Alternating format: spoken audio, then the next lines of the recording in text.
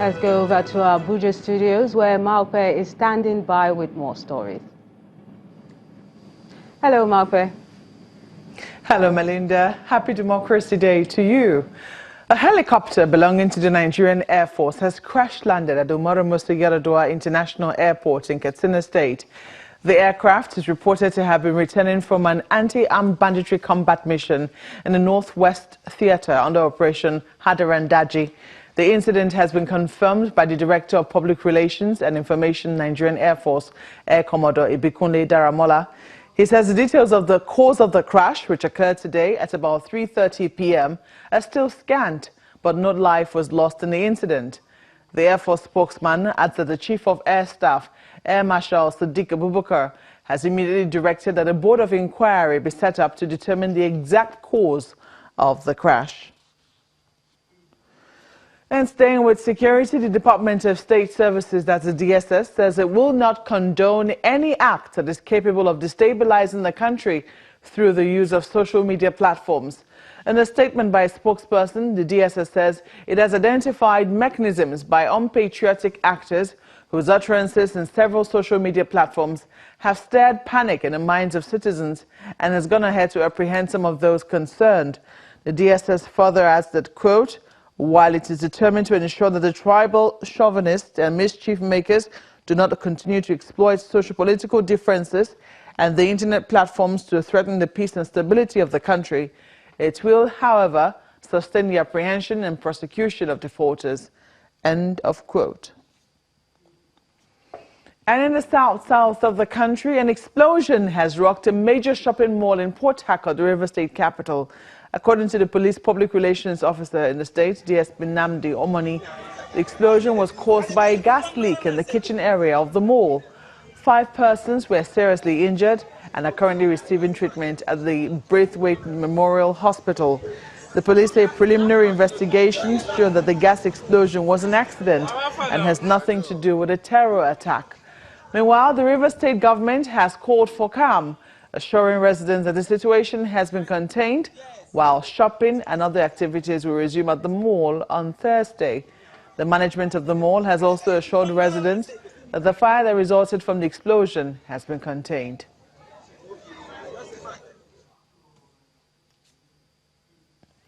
And that's all from Abuja. It's back to you, Melinda. Thank you so much, Maupe. Consumers of electricity in Kano, Katsina and Jigawa states are in for better days, going by the words of the Managing Director of the Kano Electricity Distribution Company, Mr. Jamiu Gwana, who was speaking during the inauguration of facilities to boost the operations of the company, assures residents that new transformers will soon be distributed to consumers within this area to improve service delivery. The KEDCO boss says the company also pays high premium on the welfare of its staff, who are crucial to realizing the new initiative geared towards improving service delivery to its customers. We inherited a dilapidated network, no doubt, and this network requires a lot of investment. Over these years, we have invested billions and billions of naira into the network in order to improve the quality of service, the quality of supply to our teeming customers. And in return, what we expect from our customers is paying for the services that is rendered to them. It's a cycle. The more we provide a quality service, the more you pay and the more better services you'll get. Unfortunately, that aspect of payment from our customers is still a huge problem. And I would like to seize this opportunity to call on all our customers to reciprocate our good quality of service to them.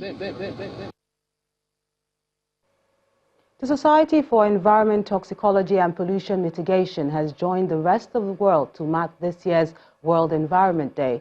At the conference held in Lagos to commemorate the day, experts called for the reduction in practices that cause air pollution and the impact on the ecosystem. From the 1950s, the world's use of fossil has said to have grown over 550%. Also today, there are indications that the world also emits 37 billion tons of carbon dioxide into the air. Put it all the way around, the world is challenged by air pollution. In this hall, some enthusiasts are worried about this growing trend and so have convened this awareness program to find restoring actions. Should we worry about air pollution? Of course, the answer is obvious. We should worry because it affects everyone, causes health problems, reduces crop yield, can damage monuments, can cause significant economic losses.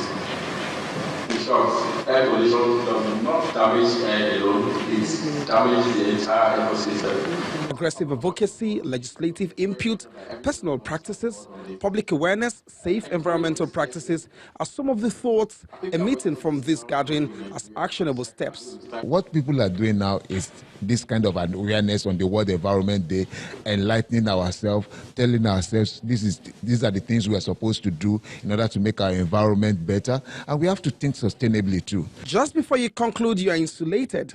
The body can mistake the air pollution as an infection, and then you have inflammation. It triggers inflammation in the body of humans, and this inflammation can lead to a lot of things. For example, if the fine particles from the air pollution gets into the lungs, it can cause respiratory diseases, trigger asthma, and then if it gets to the heart, you have stroke and so many heart diseases. Even the young feel for the environment and are responding.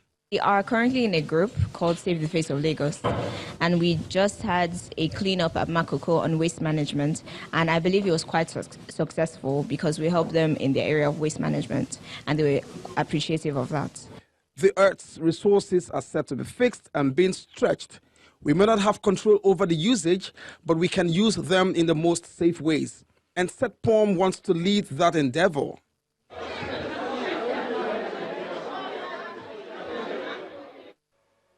For the latest in the world of business, here's Anne.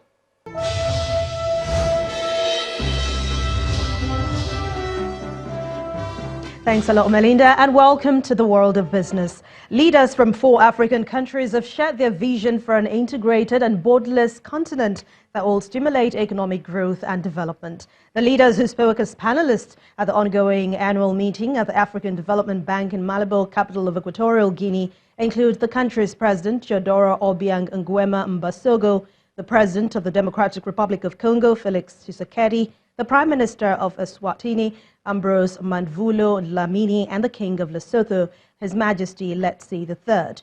The leaders agreed that Africa's regional integration required greater security, connectivity, political will, and fostering linguistic and cultural ties. The meeting is coming after the African Continental Free Trade Area Agreement received the key 22nd ratification in April this year.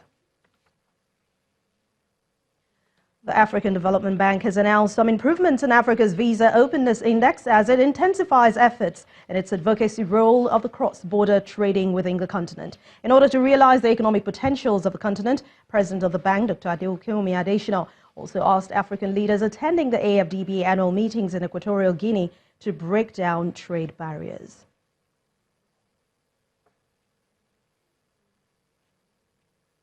The Central Bank of Nigeria has denied some media reports that the country is set to float the currency or carry out devaluation of the naira. The CBN sources told Channels Television today that the naira rate in the market is determined and there is no immediate change to its exchange rate policies. The sources say Nigeria's current exchange policy is to stabilize the local currency and sustain the economy. Speculations about Nigeria's exchange rate started on Monday when the International Monetary Fund, the IMF, released a statement that its executive board is reviewing multiple currency practices among member countries and considering some reforms. The IMF says the last time the policy was reviewed was back in 1981.